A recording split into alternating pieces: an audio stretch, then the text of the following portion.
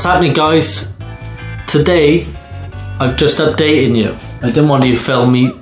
I don't think you want to see me putting gravel in the tank, but let me just adjust the lighting. There we go.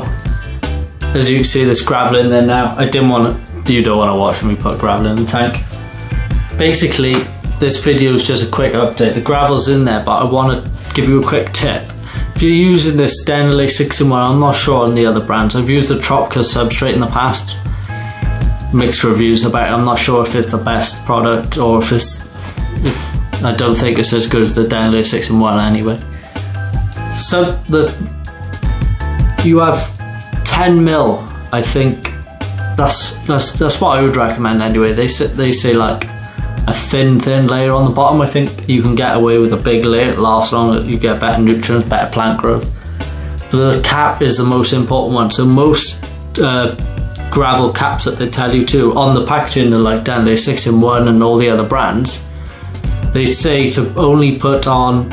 They say to put on like 2 inches. But the problem is with that is if you only planting 2 inches, the plants are not getting any nutrients from the substrate for a long time. They struggle to get adapted to it. So I'd recommend, ideally, get away with as little as possible. Obviously you don't want to have nothing because you'll just have a huge algae bloom. It'll be dirty, it'll be flying all over the place. Something like 10 mil to 20 millimeters, so like ½ an inch to 1 inch, is perfect. I'm doing like roughly just over ½ an inch here. I think it's going to work out perfectly. It just means that as soon as you plant into it, the plants are getting nutrients right away and they haven't got to suffer. They can just start growing right from the off, getting the benefits from this. Substrate is really good when used properly.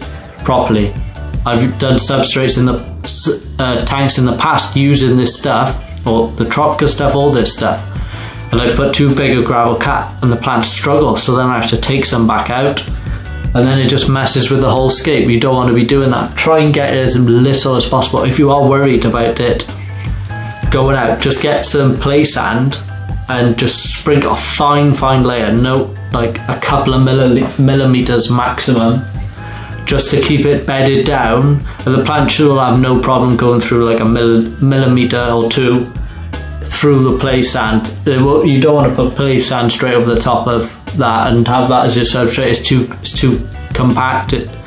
Well, you'll know when you put water onto it, it's just like hard to move.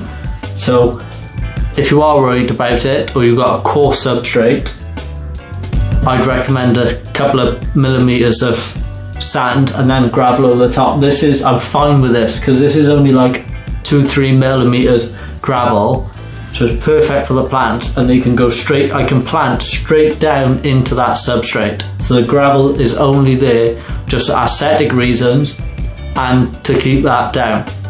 But apart from that, that's what I want to talk about next, is the next step for this tank. So this is, as you know, this is the breeding for profit tank. So we're going to be breeding shrimp, guppies, and growing some val and selling it back to the shop.